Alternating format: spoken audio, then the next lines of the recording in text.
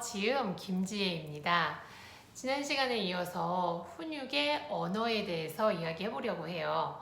국어사전에 훈육은 이렇게 얘기하세요 라고 명시된 건 아니지만 그래도 잘 알아듣게 훈육을 하는 게 좋겠죠.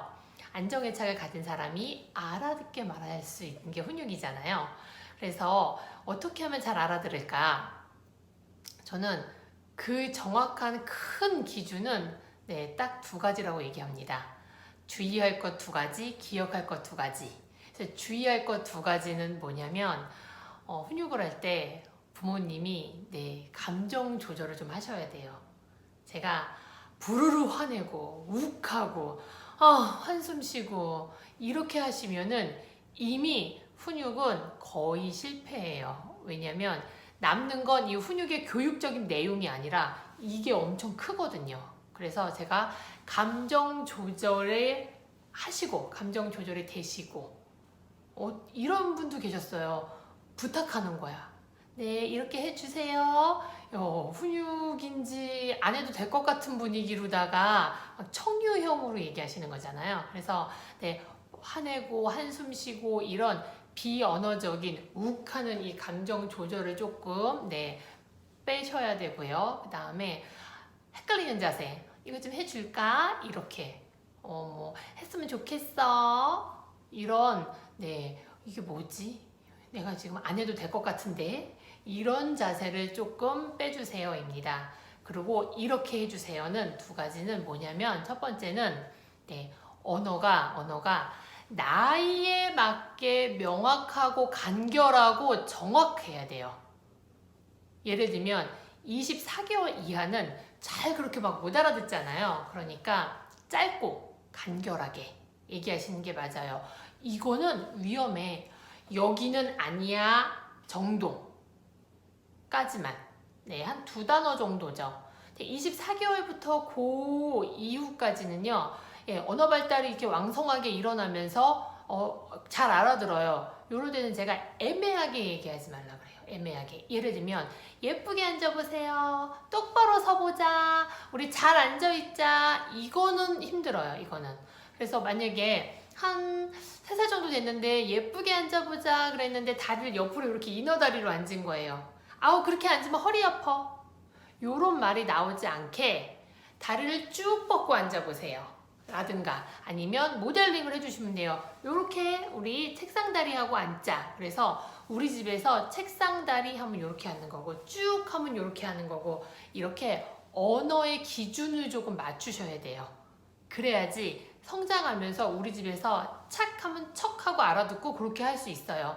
똑바로 서보자 그랬는데 차렷이 똑바로인가? 아니면 공수 요 자세가 똑바로인가? 아니면 이렇게 뒤로 손 이렇게 하는 게 똑바로인가? 그러면 아니 그거 말고 이렇게 하라고 이런 말이 나오지 않게 언어의 기준을 조금 잘 맞추시라 그래요. 그래서 그렇게 맞아 바른 자세지. 그랬을 때 엄마가 말하는 바른 자세는 요거야. 이거를 잘 기준을 쌓아가는 시기예요. 한 24개월부터 36개월 조금 그 이후까지 한 4살까지. 그 다음에 5살부터는 한 4살부터도 가능하겠네요. 다른 기준을 또 세우셔야 돼요. 어떤 기준이냐면은 엄마 이거 해주세요. TV 더 보고 싶어요. 라는 뉘앙스의 말을 했을 때 아니야, 안 돼. 또는 좋아, 돼. 이거를 명확하게 얘기해 주셔야 돼요. 기준도 명확하고 언어도 명확하고. 생각해 볼게. 이따가 말해 줄게. 간혹 어떤 분들은 아빠한테 물어보고 알려줄게. 그러면 이따가 말해줄 때까지 막 내 생활이 잘 안 되고요. 생각해 볼게는 되는 걸까 안 되는 걸까. 그래서 나는 생각해 볼게를 오로 생각했는데 분명히 부모님은 생각해 보니까 아니셨어요. 그래서 아니야 라고 얘기를 한 거예요. 그러면 또 막 난리가 나거든요. 그래서 생각해 볼게, 이따가 말해줄게 라기보다는 기준은 항상 명확하고 아니야, 돼 이렇게 바로 나오는 게 좋아요. 예를 들면 오늘 TV 2개 보기로 했어요. 근데 2개 다 봤는데 하나 더 보고 싶은 거예요. 그래서 엄마 1개만 더 볼게요. 네. 근데 그날 컨디션이 안 좋은 거예요. 어머님께서. 그래서 그래 그냥 하나 봐 이렇게 하고 보여주셨어요. 그게 몇 번 반복이 되다 보면 하나 더 보고 싶을 때 안 해도 되는 감정 소모를 할 준비를 해요, 아이가. 하나 더 볼게. 이거를 해야지 라는 마음이 나도 모르게 습관적으로 생기는 거예요. 좋은 습관이 아니죠. 그래서 네, 컨디션이 안 좋으셔도 2개 받잖아. 그러면 끄는 거야.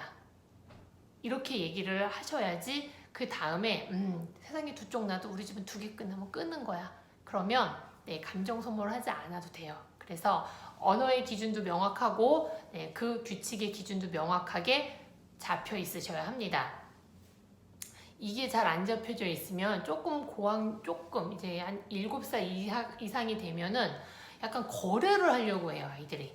이거 한 개 더 보면은요, 내일 제가 한 개 덜 볼게요 라든가, 그거 하면은 내가 그걸 더 잘 해놓을게요, 이렇게. 거래는 훈육에 없습니다, 그 카테고리에. 그렇기 때문에 이걸 반복하시면 안 돼요. 그래서 이게 좀 잘 이루어지려면 사실 일상생활에서 안 되는 게 너무 많으면 안 돼요. 뭐 이런 거겠죠? 등원하려고 옷을 입었는데 네, 여기는 막 그 가로 줄무늬를 입었고 바지는 막 세로 줄무늬를 입어가지고 야, 안 되겠어. 하나 바꿔 입어. 그러니까 안 돼. 티를 바꿔 입든지 바지를 바꿔 입든지 이러면은 사실 패션이 조금 어색하긴 하지만 그걸로 인해서 뭐 크게 뭐 사회적으로 문제가 일어나거나 죽고 사는 문제가 아니잖아요. 그러면 그런 거는 그냥 조금 넘어가셔야 돼요, 생활에서.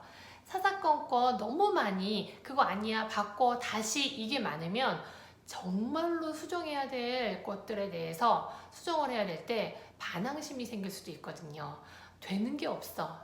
되는 것이 우리 집에서는 불가능해. 이렇게. 그래서 넘어갈 것들은 조금 넘어가시면서 굵직한 것들은 변하지 않는 걸로. 그래서 평소에 조금 너무 안 되는 게 많지 않게 네, 해 주셔야 합니다. 그래서 지켜야 할 것과 내가 꼭 해야 할 것에 대한 기준이 언어로서도 마음으로서도 정확한 거죠. 그래서 이제 훈육을 하려고 많은 분들이 얘기하시면 옆집은 그냥 말만 해도 애들을 굉장히 잘 듣는데 저희 집은 제가 막 무섭게 하고 막 화를 내야지 들어요.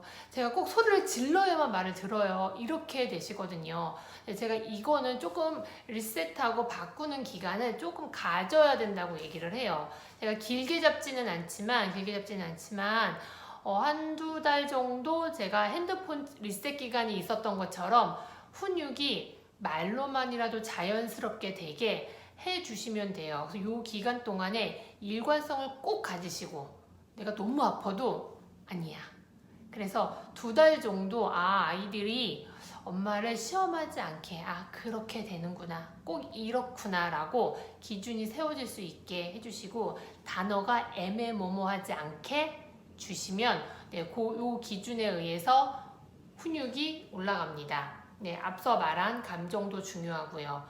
그래서 그냥 편하게 말로 하는 게 훈육이잖아요.